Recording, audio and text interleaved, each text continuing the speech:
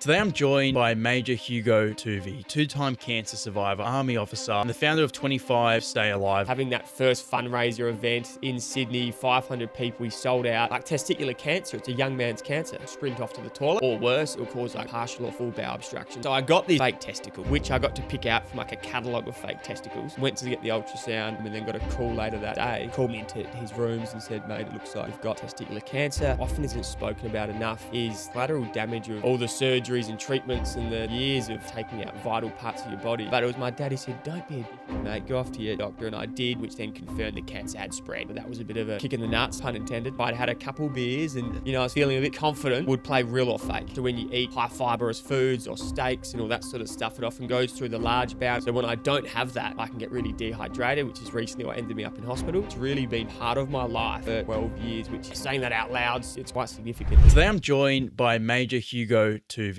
two-time cancer survivor, army officer, and the founder of 25 Stay Alive, a movement helping young people look after their physical and mental health. Hugo, thanks for coming on, man. Sam, thanks for having me, mate. I'm glad we could finally line this up. Yeah, you've been battling a few health issues still to this day, tricky to find the date, but I'm glad we have it. Are you okay? How are things at the moment? Yeah, mate. Look, I was just saying it's I'm having a good week, which even a good day, which I had a good night's sleep.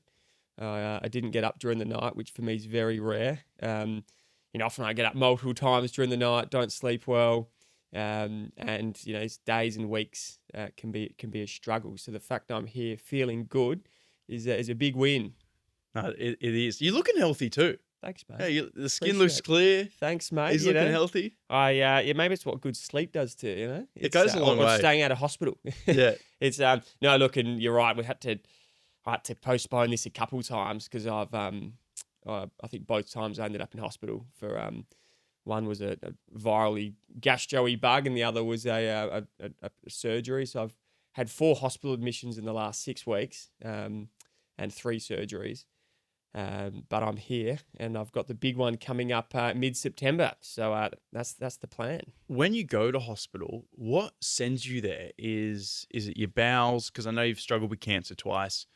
Is it the bowel cancer that put you back in hospital? Yeah, like we can talk about my history, but I guess essentially I'm cancer free, which I'm grateful for, right?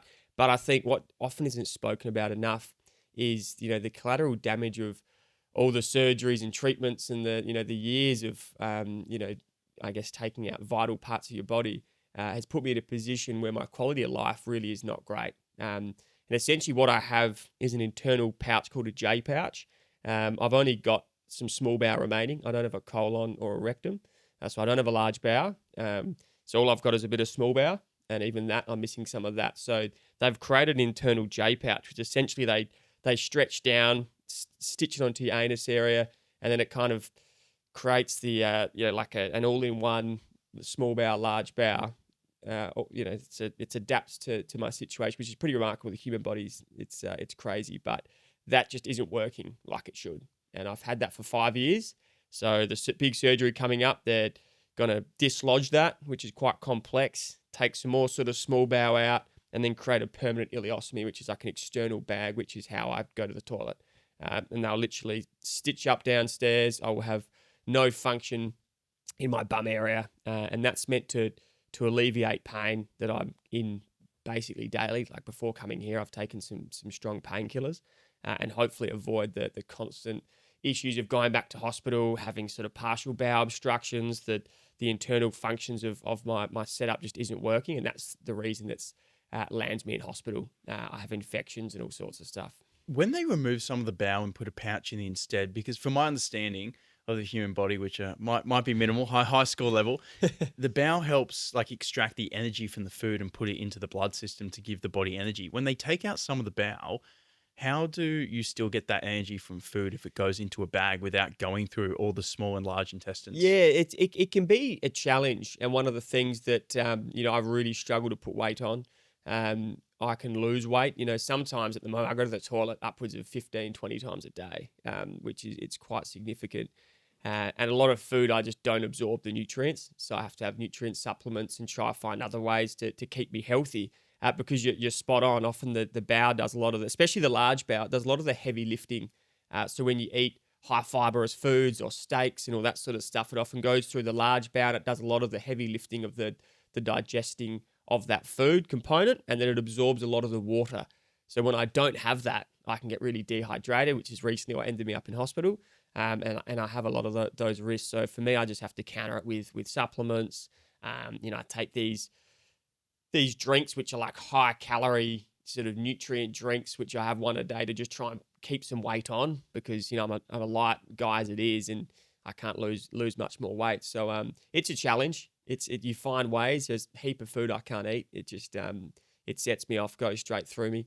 I used to love going to the movies and having popcorn. Yeah. And if I have popcorn, I'll end up in hospital, because it's so hard to break down popcorn, really hard to digest, and it will just cause all sorts of issues and obstructions and stuff like that. So that's probably the biggest one I miss out on. I can't have like steaks. I know you love a good steak. Yeah, mate. I love a good steak. I put me steak cooking on the other day. So if you eat popcorn or steak, you could end up in hospital. For sure, mate. Like it's like something like a steak. It needs a lot. It takes a lot to really digest and break that up. And if I have that, because I've only got a bit of small bowel left, you can just imagine you eat it, it goes through, it gets through the bit of small bowel I've got, and then it goes, holy shit, that's me done. I haven't properly digested. And then it will try and just either come out and I have to like sprint off to the toilet, or worse, it'll cause like, partial or full bowel obstructions, which happened a couple of years ago, where I had such a bad bowel obstruction that it sort of, the whole bowel was like twisted on itself and just obstructed, and it just caused bowel necrosis, which is black bowel.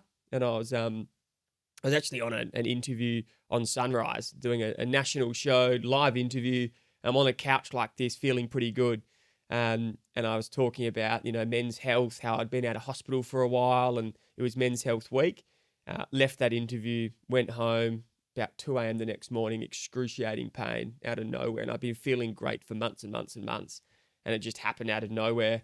There was no real correlation in what I ate. It just happened. It's a risk of my setup. And then I ended up in emergency and in a lot of pain. And they ended up having to have a pretty major emergency surgery, remove a big chunk of that dead bowel, which was completely black. And he said, if I'd waited 24 more hours, it would have had 100% mortality, would have caused sepsis through my whole body.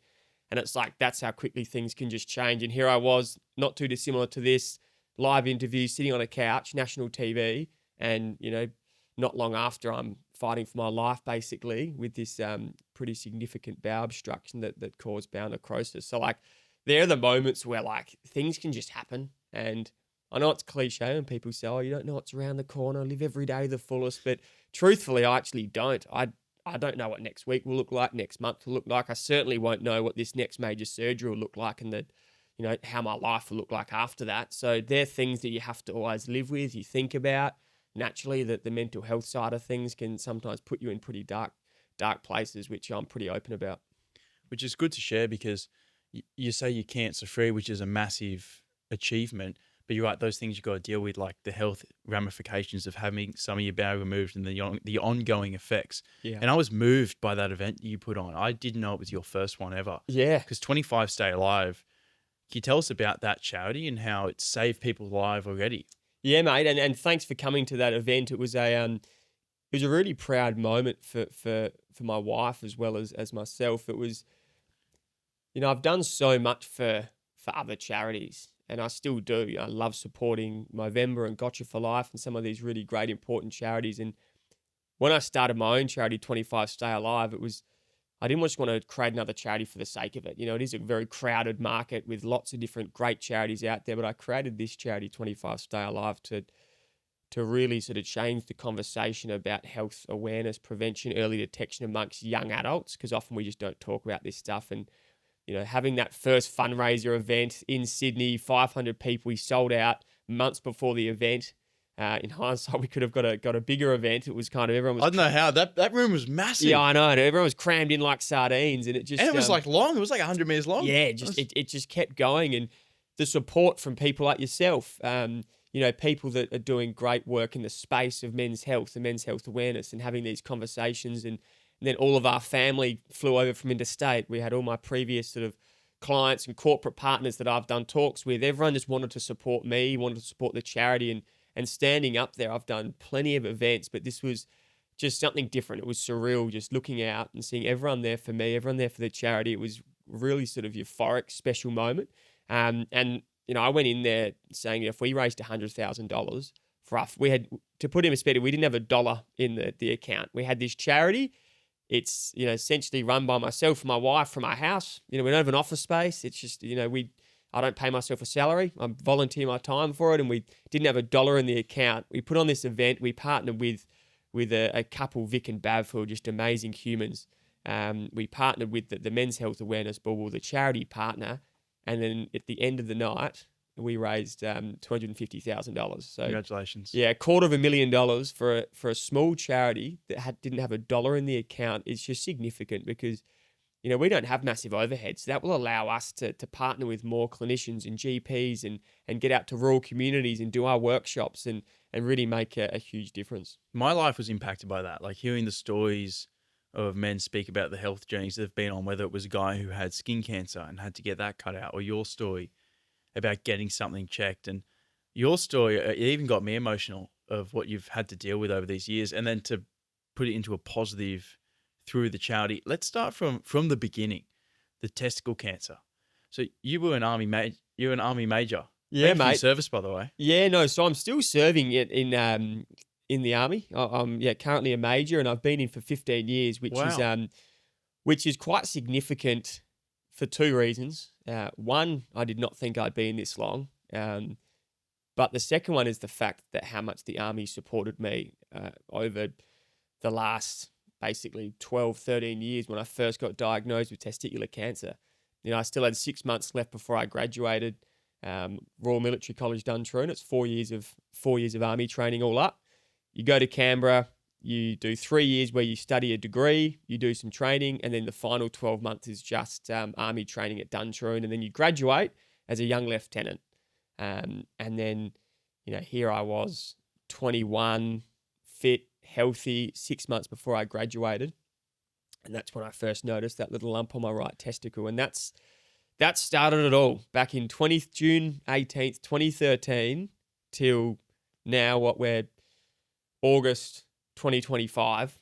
And throughout that duration of serving in the military, of going through constant health challenges, sitting here today with another major surgery going on, it's really been part of my life for 12 years, which is, saying that out loud it's quite significant. There's no way back then as a 21-year-old who had that little frozen pea-sized lump in my testicle, there's no way I would have thought 12 years later, I'm here still talking about it, but still going through health challenges. Yeah, and more importantly, still here with us and being able to share this amazing journey, because raising awareness, it saves so many other people's lives as well. So that day, you felt this lump on your testicle, you put it off for a while, you eventually went to get it checked, to then find out it's cancerous. At 21, what was that experience like? Yeah, look, it's a very interesting experience because I never had any family history of cancer. So I never knew what cancer really was other than what you see on TV. The Hollywood movies about someone gets cancer, they get sick, they lose their hair, they look unwell. And that's kind of what I knew about cancer. And I also thought it was an old person's disease. I thought it was, when you're a bit older, that's who it affects. I didn't think that young, fit, healthy men, 21 with 6 months left before they graduate as a young lieutenant in the Australian Army, I didn't think they're the sort of people that get cancer. But obviously through the work I do now, I know. And neither would I. I wouldn't think that either. And that's it. And like testicular cancer, it's a young man's cancer. It's the most common cancer for young men. But a lot of young men don't check their testicles. They don't know how to check their balls. In fact, we're laughing pre-chat. I don't know if the camera can pick this up. In fact, we have a middle cam if you want to show everyone your undies. Yeah, I'll stand up. Hang on, I'll show the undies. We haven't done this in the podcast before, that's for sure. We've got some 25 Stay Alive undies with a check your pair message.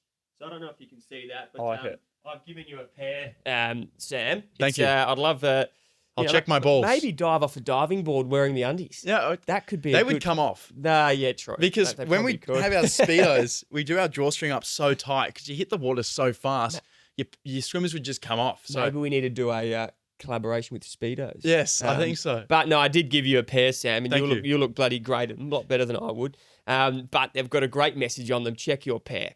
And Step One have very generously partnered with us, and proceeds are donated to us, which is amazing. But it's also the conversations, exactly like we're having now, where young men are wearing these undies, they put them on in the morning, and they probably don't think about checking their pair. And neither did I as a 21-year-old bloke. But these are the conversations we're trying to have more of, and we're trying to really change the stigma about how we have these conversations, whether it's on a podcast like this and me getting my undies out and looking at the camera. It can save someone's life. It can save someone's life. And I always say, once again, sounds cliche, but I always say it's cliche for a reason. If there's one person listening to this right now who's a young bloke who's thinking, hang on, I've never checked my testicles. What even is that?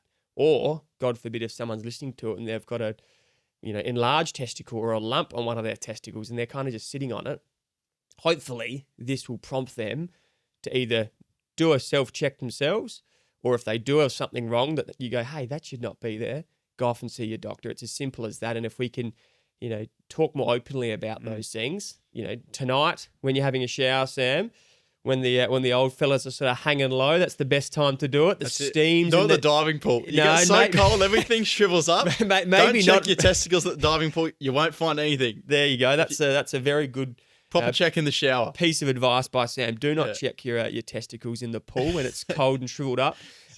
Check it in the shower when they're hanging nice and low. And that is the medical advice. And for anyone listening to this, you can give yourself a big bloody tick and a pat on the back for tonight.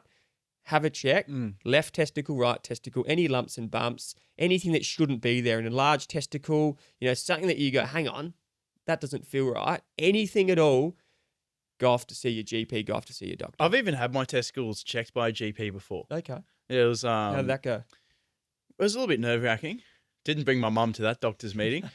How old were you, mate? I normally do. Oh, I would have been about 20. Because there was something like how they connect. They've got on top of the testicles, they connect. Yes. So, where one of them connects, I thought it looked bigger than the other one, because I think the other one connects down here, one connects up there. Right. So I was like, oh, just better go get checked by the doctor, because I told my dad, and he just said, just get checked. So I went in, and they felt my balls and had a check, and they said, yeah, no, that's all good. But I did have to go get checked. But I was a little bit nervous for it. Sam, where you said you told your dad. That's interesting, because my dad was the first person I finally told about the lump on my testicle, although it had been there for probably over 6 months. So I didn't tell anyone for a long time. And that did mean that the cancer did spread, which we can touch on shortly. But my dad was the first one I told. And that's a great bit of advice for people that are feeling uncomfortable, a bit embarrassed. It's a bit of an awkward conversation. If you've got a dad to talk to, an older brother, even a close mate, but just finding someone that you feel comfortable enough to sort of say, hey, Sam, mate, random question. Do you have a weird lump on your testicle? Is that normal? And you say, no, mate, it's not. At least just telling someone about it, right? Not just keeping it to yourself, which is what I did for too long. And understandable, because it's stressful. And when I noticed it, I was like, you get a bit nervous about it, and you can put it off for that reason, try to bury it away, trying to think about it. But yeah, I mentioned it to Dad, and Dad just said, just go get it checked. And I was even surprised that he said that. I thought he would have said, don't worry, it'll be fine. Mate, that's nothing. Don't worry about it. He just said, just go get it checked. Just make sure it's fine. It's probably nothing, but just get it checked. And then it was fine. But I was a little bit concerned about it. And going into the doctors to get checked can be a bit awkward as well, because you just pull your pants down. They have a bit of a feel. It can be. And I always say to people, those that are feeling uncomfortable and awkward going to a doctor, I promise you that the doctors that you're seeing, especially the GPs, they've seen it all before. Oh, yeah. They don't care. It's not like they're going, oh, my God, look at Hugo coming in. Jesus Christ, look at those weird-looking testicles. Especially this, what is that? Yeah, what is that? Jesus, mate. They they're very professional, and they've seen it all before. And often we, as the patients, build up this big thing in our heads. But the doctors, I'm watching a medical show at the moment with my wife. We love watching those shows, which is probably weird, seeing I'm about to go back in the hospital. We thought you'd been avoiding it at all costs. It's called The Pit, and it's a great show. But it's watching it and watching the doctors and the different specialists and surgeons, and they kind of love, in a weird way, seeing things that are a bit different, and like it's kind of challenges them. And like, so if you're ever feeling uncomfortable, just always know that the doctor, the surgeons, the specialists, the GPs, whoever you're seeing, they've seen it all before. I love that.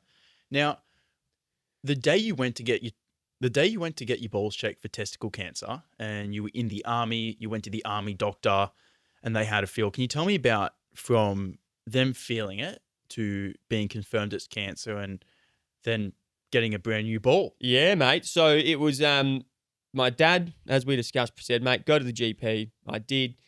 50 metres from my room, being in the army. So I had no excuse. We even had sick parades. So I walked off to the GP, put that off for over 6 months. And it was 50 metres away. And I even had the access. But that's unfortunately what a lot of blokes, they're kind of a bit ignorant. The old, she'll be right, or not wanting to find out if it is bad.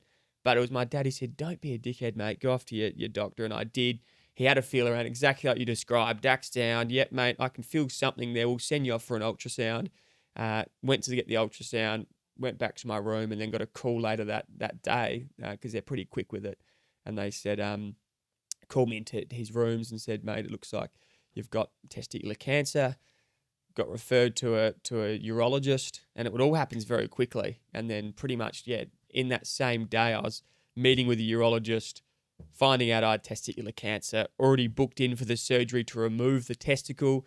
And then I had the next day at a CT scan, which then confirmed the cancer had spread, which obviously isn't ideal, which we can discuss. But that was a bit of a kick in the nuts, pun intended, that I wasn't expecting. I think when I first got diagnosed, it was one of those things like, oh shit, like I'm glad I got on top of that. But then when you find out that it's spread and you hear the words, you need to have chemotherapy and these major surgery, that's when you kind of think, holy shit. That's when it's quite significant. But before all of that, had the initial surgery. They removed my testicle. But when I was chatting to my urologist, he asked me, which I thought was so strange at the time. He said, "Now Hugo, important question, mate. Do you want a fake testicle?" And I said, "I don't know. Is that what people do? Like, is that a thing?" And he said, "Well, it's up to you. It's everyone's choice." And I was single at the time, young, 21. I thought a bit of normality. I'd be taking the fake testicle. Yeah, just to kind of make it bit. I'm a big one for symmetry. Yeah. I wanted to not leave the other one left out. Have the uni ball. Don't lonely down there. And for those listening that have a uni ball and got the one, hats off to you. To be honest with you, if I had it now with a kid and a wife and a bit older, I probably would just keep the one. The uni ball. That'll be my party trick, other than the party trick I have with my fakie. Which we can do offline if you want. Yeah. What is it for everyone listening? What's your party trick with the fake ball? Wow. So I got this fake testicle, which I got to pick out from like a catalogue of fake testicles, which was brilliant. This one's imported from the States. This one's a different silicon-based one. This has got a bit of bounce to it. And are they all similar sizes? yeah, some are bigger, some are smaller, and I found one that just felt right. It's like the holy grail. It's one of those things, the moment. Your moment. I said, I'm connected to this one, Doc. And he said, well, that's one of our most popular choices. Is that right? So he said, we'll lock this one in. And then he did ask what size I wanted. And I said, I don't know, like, once again. Surely you got an extra large one. I'd like to say I did, Sam. Okay. And I'd say, it was the biggest one they got, but Amber will probably be listening and think that's a lie. It was just, average size. That's okay. Yeah. And they matched it up. And then it was a pretty sort of routine surgery. Got the fakie in, and you wouldn't even know by looking at me. But over the years, when I became a bit more open and comfortable in talking about it, what started off as a bit of a joke, then turned into a bit of a game amongst my mates. If I'd had a couple beers and... I was feeling a bit confident, would play real or fake, which I'm sure you can put one and two together. And it started off as a bit of a joke. My mates found it fascinating that I had this fake testicle. That, by the way, if I got my light, it lit up. So you put your light up against the testicle. And it's this, because it's like hollow, it's this like beacon of light, the lantern. Wow. So now I've got my lantern, and we play some games of real or fake. I haven't played it for a while. I think maybe I'm a dad. I need to be a bit more... Schedule it in. Yeah. Missing out. But through real or fake, which once again started out as a bit of a laugh between mates, guessing just via visual, is that the fake one he's got out or the real one?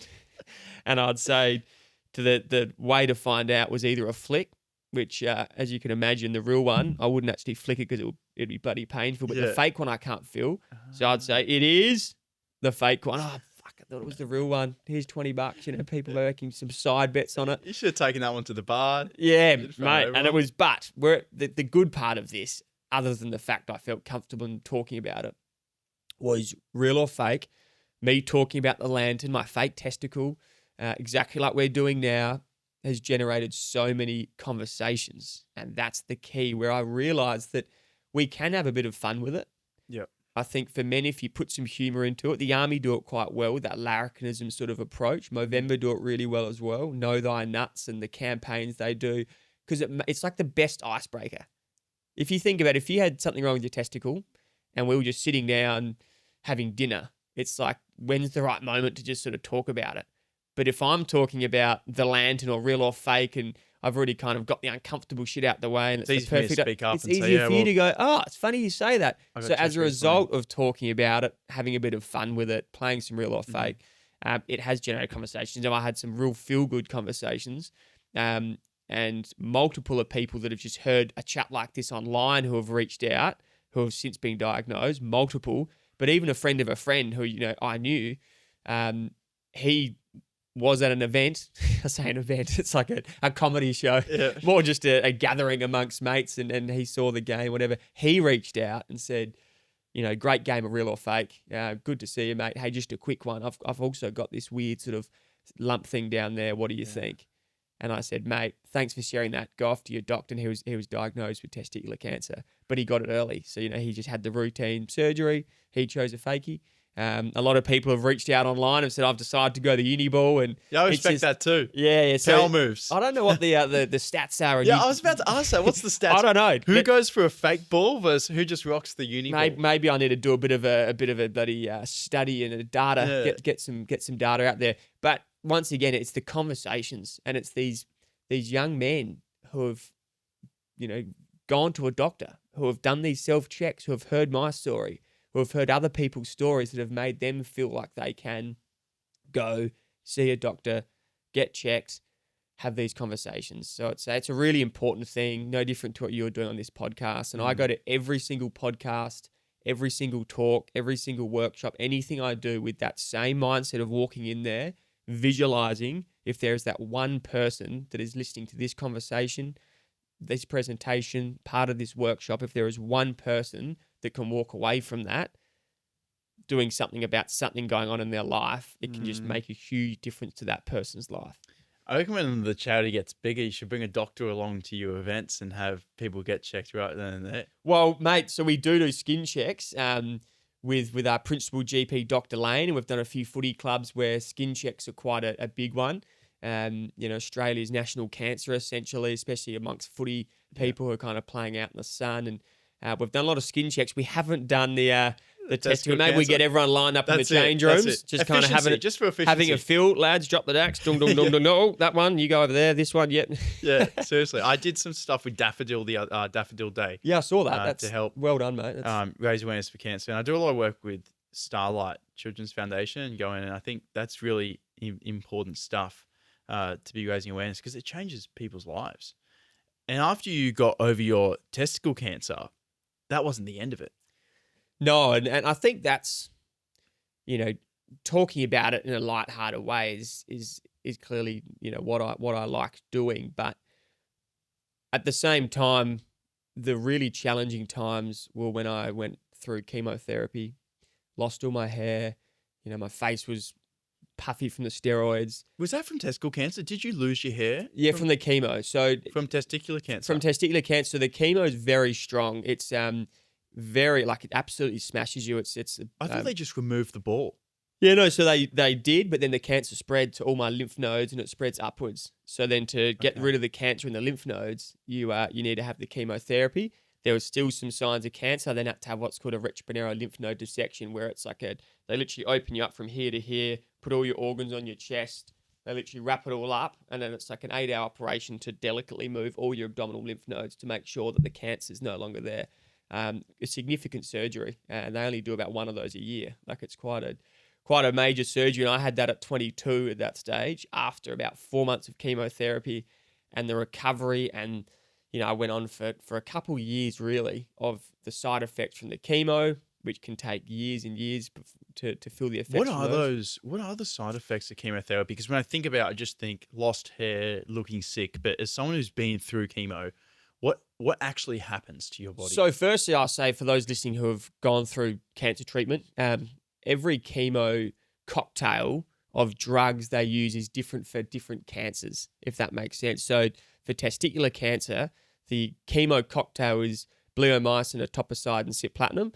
And it's these 3 drugs that combine to very effectively treat testicular cancer. And it's got high survival rates from a guy called Larry Einhorn who created this drug. He was Lance Armstrong's oncologist. And before his creation of this specific formula and combination of these drugs, the survival rates of testicular cancer was so low, like less than 10%. Blokes got testicular cancer, they died. He then created this drug, which just made it the survivability and the curability so high. It's now 95% plus, even if the cancer's spread. So, but you just have to then go through the challenging parts of chemo, and it just absolutely knocks you. But it's. I mean, every time I'd get hooked up and you'd be in hospital, I knew that the sicker I felt, it meant that in a weird way, the better it was, because it was just getting rid of all that nasty cancer cells. Whereas some cancers, unfortunately, just aren't that responsive to chemotherapy. And, there's unfortunately a lot of people that have advanced cancers, and if the chemo doesn't work and they're stage 4, unfortunately, that's it. There's no other treatments to have. So for me, I knew going into it that I thought, you know what, I just have to push through this, but I know there is a very, very high chance that it's going to do the job. But yeah, I became very sick. Yes, the hair falls out. Yes, you look unwell, you're vomiting, you're nauseous, but it's the other things as well. Like, you don't have an appetite. It's, the fatigue, you just don't have energy to do anything. You can't even go for a walk down the corridor. And as a young bloke in your early 20s, when all your mates are out, partying and living lives and traveling overseas and doing what young people do in their 20s, you're kind of looking at yourself in the mirror as this cancer patient who can't get out of bed. And it's a really challenging place mentally to be in. And yeah, it's something that no one should go through. But it's something that's unfortunately the necessary evil that you have to cure something like cancer. For my situation, it was testicular cancer. And you got through it? And I got through it, mate. So got through the chemo, got through that major surgery, the recovery. It was the 3-month scans, the 6-month scans that you're in remission. And then the pinnacle, the cherry on the cake was after 5 years. You may have heard that, sort of the 5-year mark, you get complete remission. So after 5 years, you have a scan and they go, Hugo, there is no signs of cancer. And once you hit that moment, you literally shake your oncologist's hand and it's like, I'll never see you again, in a weird way. Like, you've been the most important part of my life for 5 years and now I'll never see you again because you're in complete remission. And it's a moment that any cancer survivor or anyone going through the experience of something like cancer, they all strive towards that 5-year complete remission mark. Because essentially what that means is the chance of relapse or the cancer coming back is basically non-existent. But up until then, you've always got the anxiety of thinking, oh, here's my 6-month scan, my 2-yearly scan, or it's all clear, or unfortunately there's signs of cancer, it's relapsed. And you often hear people going through that. For me, I got through the 5 years, got the all clear, complete remission, go enjoy your life, Hugo. And you went out and you did some traveling. How long were you living life for and catching up on some of the things you'd missed out on? So I was in a position where I was feeling well enough that I could travel, and you miss out on a lot. Years of stuff that 21st and events and living the life that a lot of young people live. And so I went traveling with my partner and tried to make up for lost time in a weird way. And then when I got that 5-year clear scan, it was that kind of like that sense of freedom. Like almost like that testicular cancer part of my life, that's behind me, no longer defines who I am. Let's live this life. And we celebrated. We got posted to Brisbane, moved there with our dogs, and we created a new life for ourselves. And it was a really happy time in our lives, and something that unfortunately was short-lived. Before we get to relapsing to a separate cancer, how did you find your wife when you were dealing with testicle cancer? Because you would have been presumably not in your best condition ever. Not as sharp as you are today. No, mate. No, So, that's why, she saw me at my walk. That's what I Amber mean. has seen me. We've been together for over 10 years. She's seen me like at my absolute worst. She's had the heartache of watching a loved one go through all this sort of stuff. I don't know how she's done it, to be honest. Like, to still function, to be the strong one out of the two of us, as far as having to then speak to all the family and be that sort of beacon of strength is truly unbelievable. She reached out to me when we had to reschedule when you were a bit sick as well. Like, yeah, what a beautiful woman. And that's what she sort of does. And she's calling my surgeon that day, and yep, you need to go into hospital. And she's just amazing. And often the carers that go through this, they don't get the spotlight that that the patient or the person going through it does.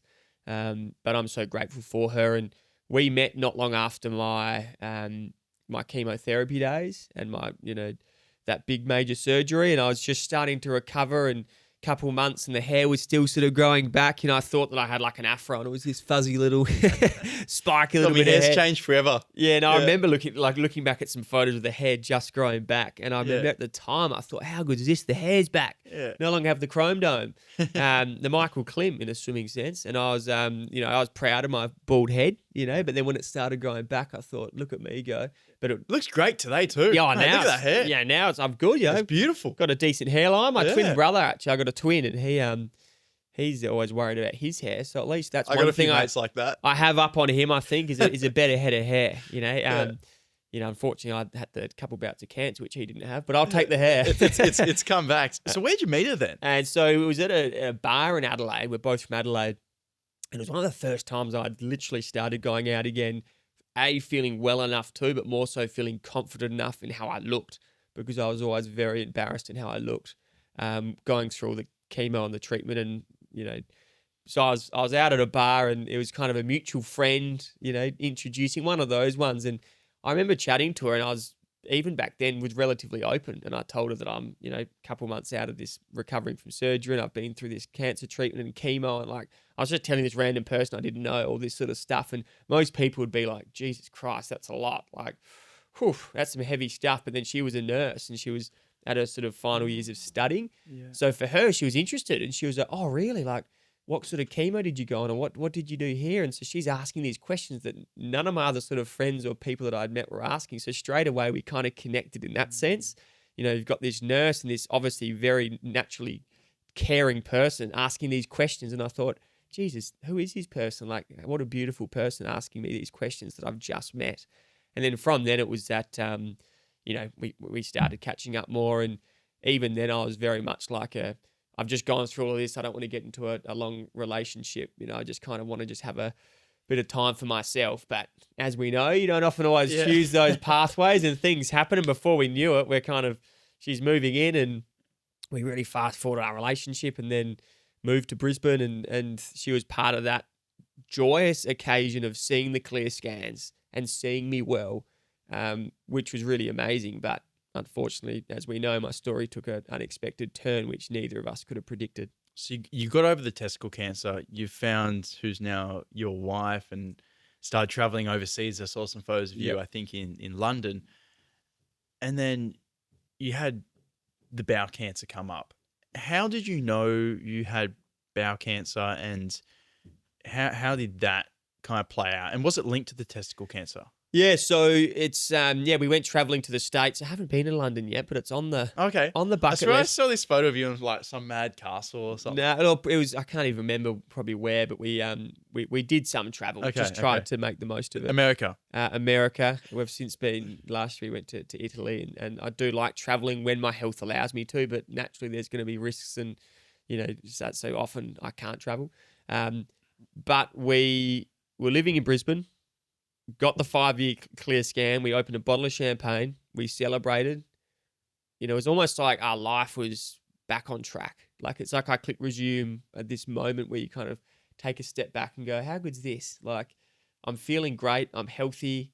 Just got given the 5-year all clear scan with a beautiful partner, living in Brisbane. It's one of those moments where I hadn't experienced that for a number of years, given what I'd gone through. And that feeling was pretty short-lived, unfortunately. In fact, it was 2 months, only 2 months. 2 months? Yeah. And so June 2018, 2 months later, my bowels started playing up in August.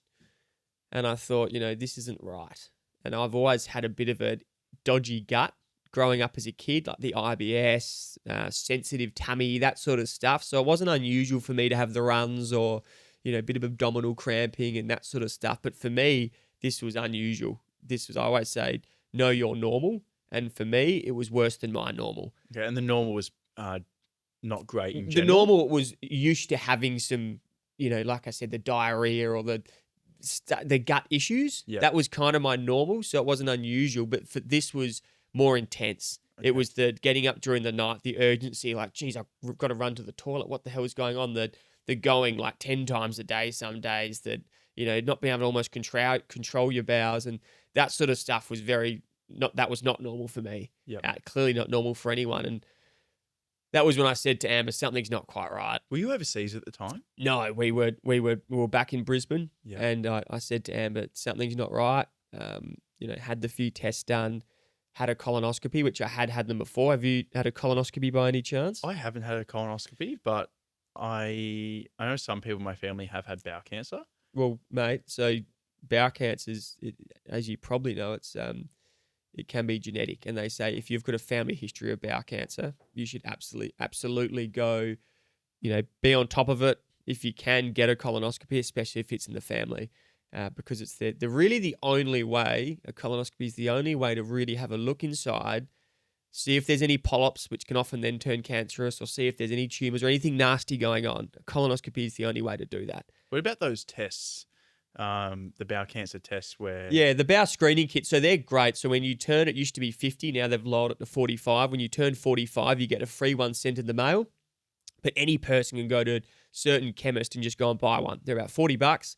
You buy a bowel screening kit, and what it does, it essentially, you wipe some of your poop, you put it on, reverse paid envelope, you send it off, and then you have to put your GP's details down, and your GP will get a message to say it was positive or negative. And what it's doing is it's testing for blood, which can often be microscopic. So it's not testing for bowel cancer, it's testing for blood. And often you can see blood, and that's a code red. Trying to be another pun there. You get the code red of, shit, I've got blood in my stool. Go straight to your doctor. Don't even take a screening test. There's no point. But often you can have microscopic blood, which you can't actually see when you go to the toilet. And that's when, if you have one of those screening kits and it comes back positive, it doesn't mean you've got bowel cancer, but it does mean you've got blood in your stool. Your GP will get notified. You will then have to have a colonoscopy. Then once you have a colonoscopy, 15 minutes sleep, camera goes up the bum, and that's when they can have a look inside to see what's going on. And for me, they had a look inside and saw some nasty polyps, which a lot of people can have polyps which aren't cancerous. But typically, if you have a colonoscopy tomorrow, and how old are you, Sam? 23. 23. So, you're quite young, but if you had a colonoscopy tomorrow, because it's in the family and they did notice some polyps at the age of 23, they'll definitely put you on sort of every sort of 2 years or something, you'll be having colonoscopies if they detected the polyps. If they didn't detect polyps and it was completely fine and you had a pristine colon, they might say, I'll see you in 5 years or something. But often if you've got it in the family, it's still a pretty good idea to have a chat to your doctor and just say, is it worth exploring? For me, I had a few nasty polyps, and I remember waking up. It's literally a 15-minute power nap. In fact, my sister had one a couple of days ago, and she said the bowel prep. Was she all good? She was all good, but my twin brother, my sister, my family naturally are on top of it every couple of years. But the bowel prep's the worst part. It's like a complete cleanse. It's like, I'm talking, if you've ever had the runs or something, this is just like, it takes it to the next level. It really just clears everything out. You feel a bit lighter, but you're essentially just sitting on the toilet for a night, which I'm used to anyway. So for me, when people say like, "Oh God, that bowel prep sucked," I'm like, That's what I live with. Wow. Not all the time, but anyway, it's pretty, it's a pretty routine procedure. It's a day thing. You go in, and I remember just waking up, being a bit out of it because you still have a bit of an anesthetic, and you're waking up, and my gastroenterologist Terry came over and he said, "Hugo, you had a couple of these nasty looking polyps, which were quite large." He said, "Look, it's not common for your age, especially if you had no history of bowel cancer in the family." He said, "Look, we're going to send it off for a biopsy, histology report. It's probably nothing, but hey, let's see you in 2 weeks and we'll discuss, what's going on with your gut." And I thought, no worries. I didn't think anything of it. Really? Didn't think anything of it. I thought, oh, okay, like a couple polyps. Okay, what the hell's a polyp? Like, I didn't think much on it. Don't sound too bad. Yeah, like whatever, like all good. Went to work the next day, had sort of Terry follow-up appointment in my calendar for 2 weeks. And the next day I was in my army uniform at work and I got a call from Terry's receptionist. And she said, Hugo, the results came back from that biopsy. Terry needs to see. And I remember thinking, no, I'm due to see him in 2 weeks. And she said, he needs to see you today. And when you're getting a call from a specialist, their reception saying, hey, they got to see you today, it's typically not to pull you in and give you a pat on the back to say, all good. Is that when you kind of realize? Yeah, that's when I just had, you know, when we've all had it, that sick feeling in your stomach when you just feel sick. I don't know, before a massive event or whatever, and you can't even have a sip of water. You just feel sick. That's how I feel whenever I compete. Yeah. So that feeling where you just feel, and sometimes you embrace those nerves of like, geez, I just feel sick. For me, I just had that moment of like, after everything I'd gone through, that I'd just been given that 5-year scan. I thought, bloody hell, like what the hell could this be?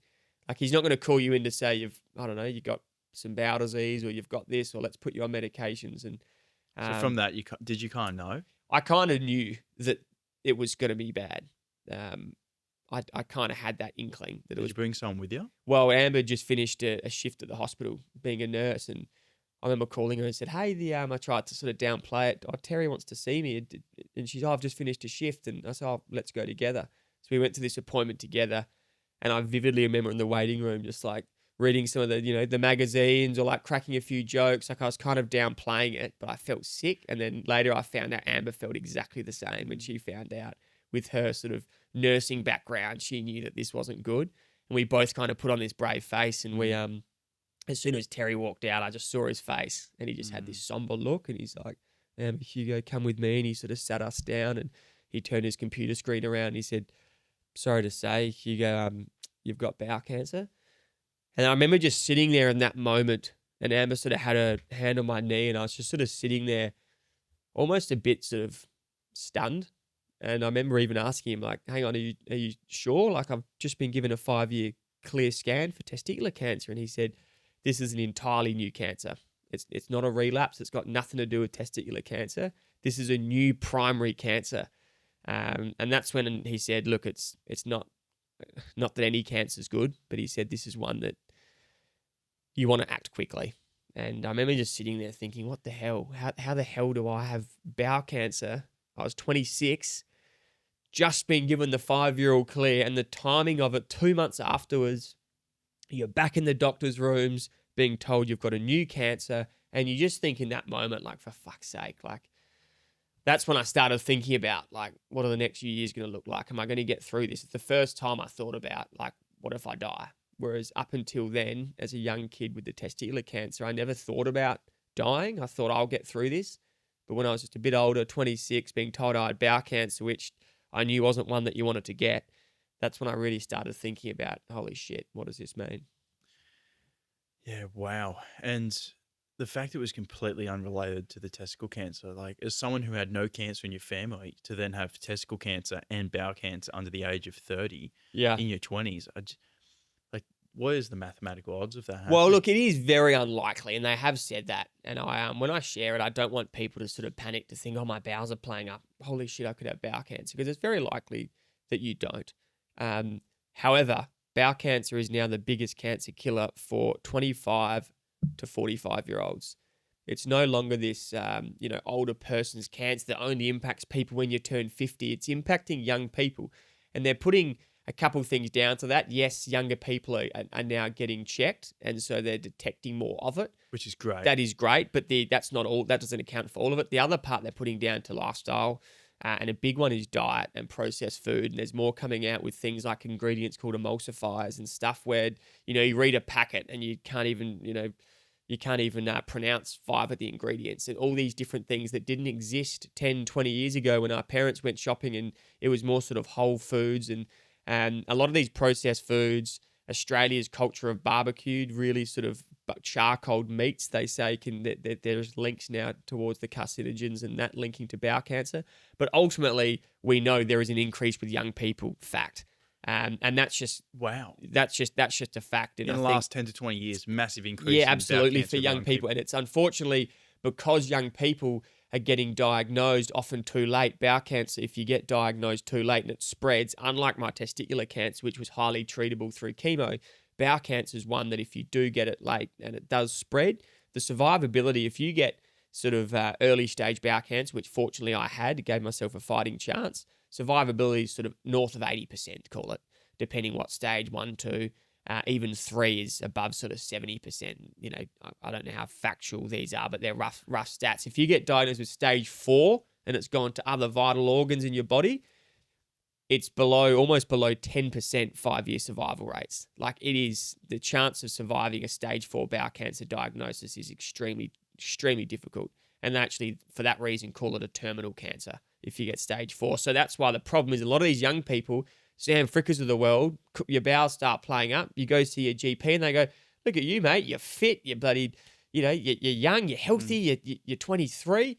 Oh, look, mate, it's probably, a bit of bowel disease, or, let's run a few tests. Let's put you on medication. Or not even that, they might give you some gastro stop and say you might have a sort of a bug or a viral infection or something. But, mate, you'll be right. And a lot of these young people are getting turned away because these GPs, they're not used to seeing these young people coming in, and they don't automatically think, Sam Fricker, fit, healthy, he's going to have bowel cancer. So these young people are getting turned away, getting dosed up on gastro stop and all that sort of stuff. And then what's happening? Unfortunately, by the time they've got these big tumours or they're shitting blood, or, it's so bad they have to rush off to ED and have a colonoscopy, it's like, shit, this is spread all through your body. And as I said, with chemo being effective with testicular cancer, chemo is not that responsive with bowel cancer. So these people are in a position where it's spread all through their body and they're getting told, mate, I'm sorry to say you've got a terminal cancer diagnosis. And you think, what the fuck? When did that happen? So 2 points, I guess, is if you're listening to this and you do have some health things that are playing up, they call it a 2-week rule. So in other words, if this has been going on for more than 2 weeks, that's usually an indication you go off to see your doctor. So if it's only been going for a couple of days and you think it could have been something I ate or a change in diet or something like that, don't panic and rush off to the bloody ED. But if this has been going for 2 weeks and your bowel habits just aren't normal, you've got, God forbid, you have blood in your stool, go straight off to your doctor. But if you're listening to this driving along to work and you think, geez, I'm bloody hitting a few alarm bells here, don't necessarily panic, but please go see your doctor, because we know that with any cancer, the earlier you get these things, the better chance you give of yourself living a longer, happier, healthy life. So do not wait until it's too late, and don't put these things off. And once you were diagnosed and they started kind of taking actions towards treating it, what's the treatment like for bowel cancer? So it can vary from person to person. For me, I had quite an aggressive type of bowel cancer. But it was contained to the bowel, so it hadn't spread beyond the bowel.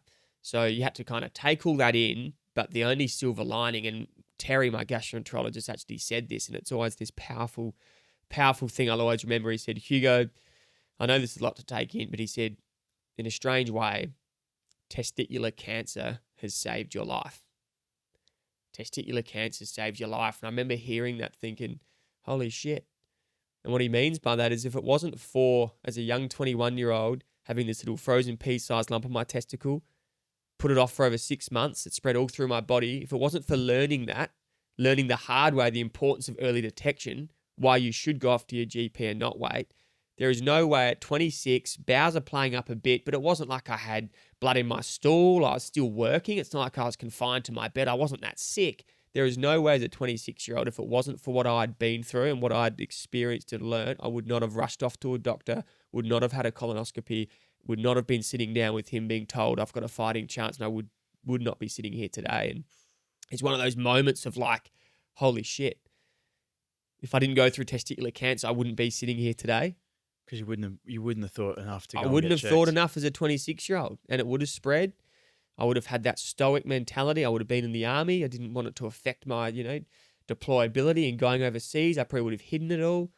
And here I was in a position where I was told, mate, this bloody sucks, but hey, you've given yourself a fighting chance by getting it early. And that gave me a little bit of motivation in that moment to think, okay, you can get through this. I can get through this. And from then, I then had a surgery literally a couple of days later to remove a big chunk of bowel.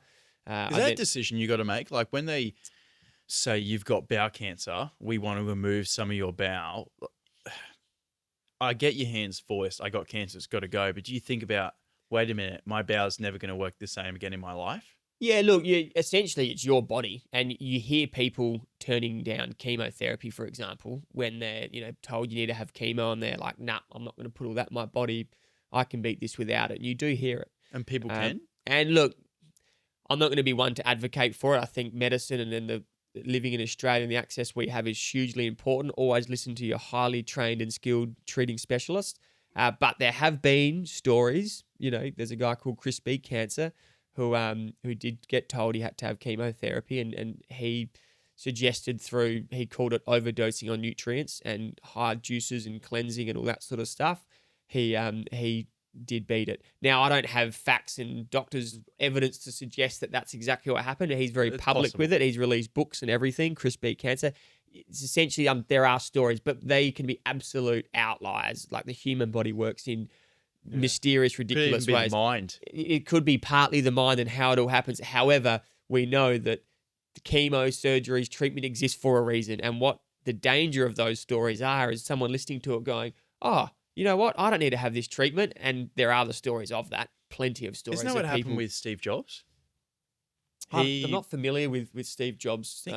Pancreatic cancer, and I think I could be wrong, but I think he turned down the traditional medical route and did some naturopath way. Well, and some people also do it when they're... I think it did end up claiming his life, though. Okay. And some people do it when they're in a position where it might prolong their life, but they have to go through the months or years of not being able to get out of bed and being hammered by all the treatment. So a lot of people who might have, say, a terminal diagnosis, and they're just like, you know what, I'd rather spend my last 6 months feeling pretty good and not put all these, poison inside me and curled up to a bed and feeling sick when it's going to take my life anyway. So you do hear those stories of people saying, you know what, I'm going to live out my final 6 months in the way I want to live it, and they don't want to put all this stuff in it. That's a kind of a different, I guess, decision to make, and I can kind of respect why people make those decisions. But when you're in a position where it's like, you need to have this surgery, you need to have this treatment or chemo because otherwise you will die. Look, I think it's pretty foolish to think that you can beat that without that. Always get a second opinion if you want it. God forbid, get a third opinion. But ultimately, you need to have trust in these specialists. And for me, I've always had trust in my surgeons. I've always done the research, and I've always kind of, gone on forums and looked at different ways I can do things. But I'm never going to look back and think, I wish I didn't have that surgery, and I wouldn't be in a position I am now, having this other major surgery coming up, and my quality of life with my bowel and going to the toilet 20 times a day. I could have beaten this thing with juices. I'm not going to be here and say that, because I know that you may not be here. I may not be here. Now I've got a beautiful wife and a kid, and for the most part, I still live a pretty good life. So I am here, but to get to the stage I'm in, it's taken a huge toll. I've had over 10 massive open abdominal surgeries. I've been on treatments. I've done immunotherapy. I've done changes in lifestyle, diet. I was vegan for 6 months. Like, I've tried so many different things. But ultimately, I'm in a position now where I have to make another call and decision to have this major permanent ileostomy, this major surgery, which is, once again, as you said, a decision I have to make. And it's a tough decision, because I know that there are things that could go wrong. I know that this will impact my life forever. There is no going back. But you have to sit there and take these calculated risks and say, what is the best thing for me? Because from my understanding, when you have bowel cancer and they cut bits out, you can never get those bits back, but they need to remove certain bits. Yeah.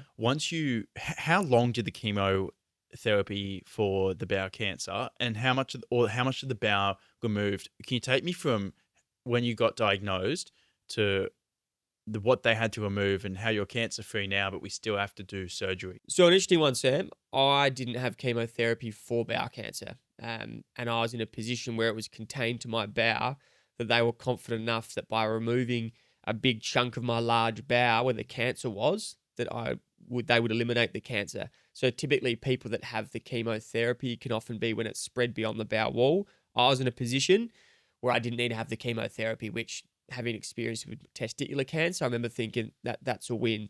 But the first surgery is called a subtotal colectomy, and they removed, about 80% of my colon, a big chunk of it, where all the bowel cancer was. They removed it and they tried to preserve a little bit of large bowel left, just so that I had a bit of functionality with my small bowel, large bowel, sort of relatively normalist setup.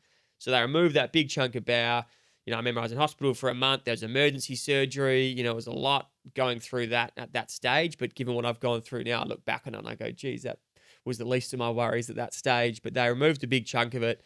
I then went on for 12 months. I went on immunotherapy treatment. What's that? Which it's essentially, it's like a biological drug which treats, for me, it was treating my inflammation, because I guess a confusing-ish part too, I had something called ulcerative colitis, which is a disease of the large bowel.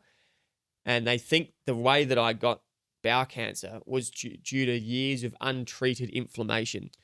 So as we know, inflammation is not good for anybody. But if you have an inflamed gut, and I had this ulcerative, undiagnosed at the time, ulcerative colitis, and remember I said as a kid I had a bit of a dodgy gut or whatever. I had this inflammation churning away, and bad inflammation long enough, chronic inflammation, can cause polyps. Some of those polyps can turn cancerous. So that is one link to me getting bowel cancer, was not really getting on top of the bowel disease part of what I had.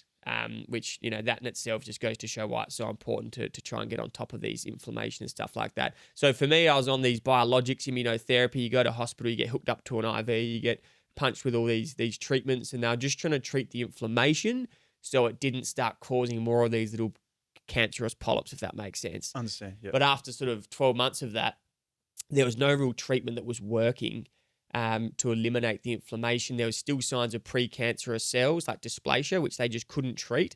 And I tried, like I said, diet. I went vegan. I tried all these sort of different medicines and all sorts of stuff to try and get rid of it. After like 12 months of doing that, they kind of were in a position where they said, mate, you are so high risk with your history that it's almost guaranteed that your bowel cancer will either come back, but we will miss it and it will spread beyond the bowel. And exactly like I've been talking about, once the bowel cancer spreads, you're having a different conversation. So you need to remember, I was, mid to late 20s. You're in a position where you've tried all these treatments and, you've gone through what I'd gone through, and then it was up to me. It's like me saying, Sam, you need to make this decision, mate. Yeah. We need to take out your whole colon and rectum almost as a preventative measures to make sure that the bowel cancer never has a chance, the colon cancer never has a chance to spread, because you do not have a bowel. So you're essentially ripping all that out. So then it goes, well, you've got it all. It's a massive surgery and a decision to make. And it's something I definitely, didn't take lightly. And it sounds with that information, there's not much of a decision to be made. Well, you know what it was, mate? I remember sitting there in Brisbane, and the surgeon at the time, Peter Goulas, he was sitting there, and I remember he was sort of saying, mate, this is what it will mean. You'll have a bag initially. We can try to create this J pouch. You had a bag before? Yeah. So I've had a bag before, which you can kind of see that's where they're gonna now make a new opening. But I had a bag before, which you can see all the scars. And that big scar. Oh, can you show the camera that if you're? Yeah. Where's the? Can that camera see that? You just stand up. So I've got my undies out. So that scar from here to here. Show this. That scar. I don't know if you can see that. That's been opened up, about 10 times. That's my old stoma site. That was the initial one, was testicular cancer days when they did that first one. Yeah. Since then, I've had emergency surgery, subtotal colectomy, total colectomy, and Dad's always laughed. I should have had a bloody zipper. Oh yeah, really? I could have just every time they've gone back in. So the surgery I'm having coming up, they're literally going to go down that pre-existing thing, open me up again. So they've done it so many times now, and that's what's essentially caused all the issues, is because every time you have these major surgeries, it creates more scar tissue, and you can never get rid of this scar tissue. So it kind of causes all these bowel obstructions and all these issues. And anyway, it's the position I'm in. But that surgery that I was just showing the camera, that was that main one to get that bag, which was only going to be temporary. He created this internal J pouch, which is that small bowel that they kind of create a J shape. So it's called a J pouch. And then do you just go to the toilet normally with that pouch? Yeah. So the internal, when I first had it, you have to sort of learn to go to the toilet again. I had incontinence issues up to adult diapers because I didn't have a rectum and I didn't have the function to kind of store that stool. So you literally have to train yourself and train your internal bowel that it grows a little bit over time and it adapts. So instead of like having incontinence issues, you go to the toilet 20 plus times a day. At my best, I got it under 10 times. I didn't have to wear bloody adult diapers. I controlled it just purely from that internal setup from my small bowel, which is pretty incredible how the human body works. It meant I didn't have to have that external bag, but I've had this for 5 years now. 5 years? I've given it a good run, yeah. but it's now reached a point where it's kind of failing. It's not functioning like it should. It's causing way too many issues. So they've had team meetings and they've all discussed that with my complex history and everything I've gone through, that it's in best interest for me to now dislodge this J pouch, take a bit more of it out, rewire it out, create a new opening that the one you just saw then, have a permanent bag, a permanent stoma and ileostomy, which is how you go to the toilet. It fills up that bag, you empty the bag, you change it every 2 to 3 days. And you've literally got your bowel sticking out of your abdomen. And that's how you go to the toilet. And they close up shop downstairs. So all the anal pain that I get, the fissures, the fistulas, the perianal abscesses, all the stuff I get, constant daily pain. Never an issue again. 2 a.m. Epsom salt baths, all that sort of stuff, never an issue. So that's their way to improve my quality of life, to close up shop down there. I will not have a functioning bum hole. And then that's my new sort of opening. It'll be permanent. They only get one crack at it. They can't reverse it. So that's why it's a very complex surgery coming up. There's 2 highly trained colorectal surgeons that will go for around 8 hours. They just have to try and dislodge it. Sometimes it can be quite stuck, and they have to go quite deep to my prostate nerves, which there is a decent enough chance that I wake up and I'm infertile, because I'll have retrograde ejaculation, which means I can't, produce any sperm. So they're the conversations as well, which you need to start having with my wife. I've got frozen sperm now. Do we want to have another second kid? Well, we'd like to grow our family one day. And these are conversations that are coming up pretty soon. They so have to be sped up because of this. Yeah, exactly. So they're all things that the behind the scenes of people that I guess know part and of. you're cancer free. I'm cancer free, So and that's the hard part, because I'm grateful for that. But often people hear and rightfully so. Oh, mate, well done. Like, how good's that? Which I am happy with that, but they probably don't know that for me to get to that point, and the daily challenges that I have are quite significant, and the future major surgeries and the unknowns. I don't know what the next 6 months, 10 years, 20 years looks like. And they're things that often aren't spoken about. People hear that you're cancer free and they go, mate, bloody hell, congratulations, that's amazing. You must be, so stoked and living such a great life. But there are all the other challenges that often people don't know about. That's what you've really opened my eyes to. Like, once you get through the cancer, that's only part of it. It's living with those repercussions for the rest of your life. But it sounds like this surgery could massively improve your quality of life. For sure, and mate. Hopefully it's the end of it. Once you get the bag, could you live just a normal, happy life?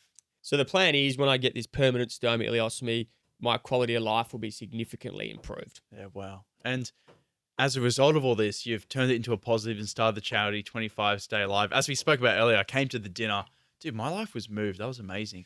No, mate, it's something that's really given me that ultimate purpose. I think with the best distraction, as well as my son Teddy, like having that distraction, now being a dad, I want to, make him proud. I want him to be proud of me. I want to be the best dad I can be. And then having this charity as well, it's like my 2 babies sort of thing. I've got my actual baby and my charity now, which I can, amongst all these challenges and ins and outs of hospital and really bad days or weeks, I've then got this distraction to try and go, you know what, I can turn what I've gone through, use my experience to help others. And that's what I'm doing with this charity 25 Stay Alive. It's to put this spotlight on young people to take charge of their health, to realize that, you know what, I'm going to go book in for my annual checkup, even if I'm feeling fit and healthy.